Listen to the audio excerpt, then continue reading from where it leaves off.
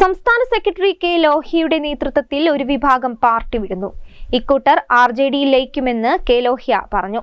March 2-ന് ലയന സമ്മേളനം നടക്കുമെന്നും ജനതാദൾ എസ് ജില്ലാ പ്രസിഡന്റ് കെ ലോഹ്യ കോഴിക്കോട് നടന്ന വാർത്താ സമ്മേളനത്തിൽ അറിയിച്ചു.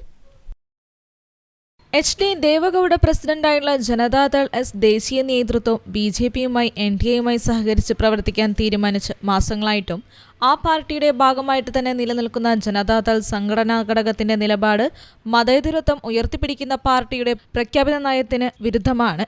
ഇതിൽ പ്രസ്ഥാനത്തിന് ജനങ്ങളുടെ വിശ്വാസം നഷ്ടപ്പെട്ടിരിക്കുന്നു.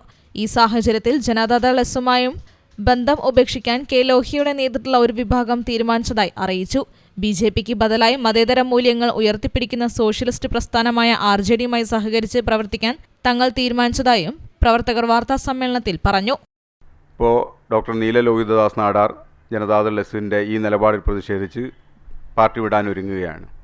ഞങ്ങളെ സംബന്ധിച്ചിടത്തോളവും ഒരു നിലപാടില്ലാതെ കേന്ദ്രത്തിൽ BJPയോടൊപ്പം നിൽക്കുന്ന സമീപനം സ്വീകരിച്ച് ഇവിടെ LDFൻ്റെ ഭാഗമായ ആനുകൂല്യങ്ങൾ കൂടി പറ്റുന്ന സമീപനത്തോടുള്ള വിയോജിപ്പ് കഴിഞ്ഞ കമ്മിറ്റികളിലൊക്കെ ഞങ്ങൾ രേഖപ്പെടുത്തിയിട്ടുണ്ട്.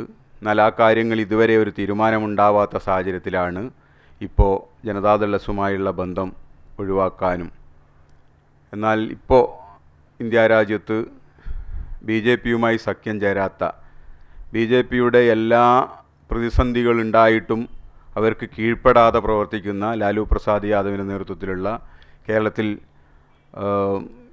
MV ശ്രേയംസ് കുമാർ നയിക്കുന്ന RJDയുമായി സഹകരിച്ച് പ്രവർത്തിക്കാൻ വേണ്ടി തീരുമാനിച്ചിരിക്കുകയാണ്. രണ്ടാം മോദി സർക്കാർ എല്ലാവിധ ജനാധിപത്യ മര്യാദകളും ലംഘിച്ച് മതേതരത്വ മൂല്യങ്ങൾ തച്ചു തകർത്ത് ഭരണഘടനാ സ്ഥാപനങ്ങളെ തങ്ങളുടെ കൈപ്പിടിയിലൊതുക്കി അന്വേഷണ ഏജൻസികളെ ദുരുപയോഗം ചെയ്തത് മുന്നോട്ടു പോകുന്ന ദുഃഖകരമായ കാഴ്ചയാണ് രാജ്യത്തുള്ളത്. ഇതിനെ ഏത് വിധേനയും ചോദ്യം ചെയ്യാൻ ബാധ്യതപ്പെട്ട പേരിനൊപ്പം സെക്കുലർ എന്ന് എഴുതപ്പെട്ട ജനതാദൾ എസ് പ്രതിജ്ഞാബദ്ധമാണ്.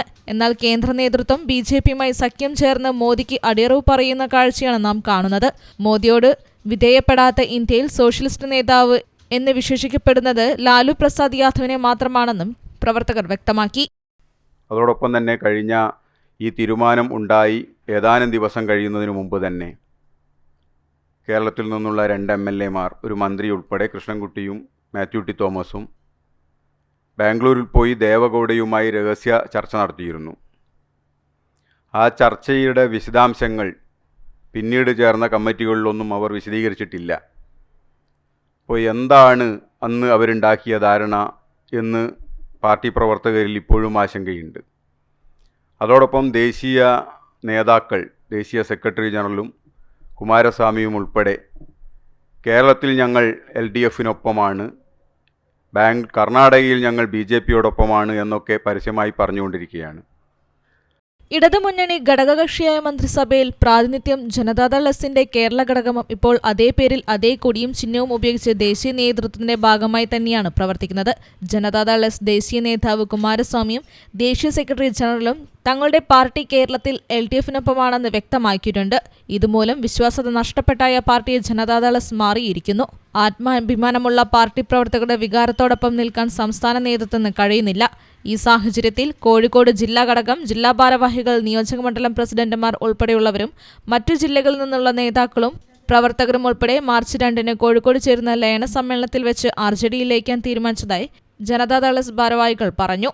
വാർത്താ സമ്മേളനത്തിൽ കോഴിക്കോട് ജില്ലാ ജനറൽ സെക്രട്ടറി, നിയോജകമണ്ഡലം പ്രസിഡന്റുമാരായ TK കരുണാകരൻ, സുരേഷ് മേലെപ്പുറത്ത്, ജില്ലാ കമ്മിറ്റി അംഗങ്ങളായ KR Harshan, P Kishore, NP Saleem എന്നിവരും പങ്കെടുത്തു.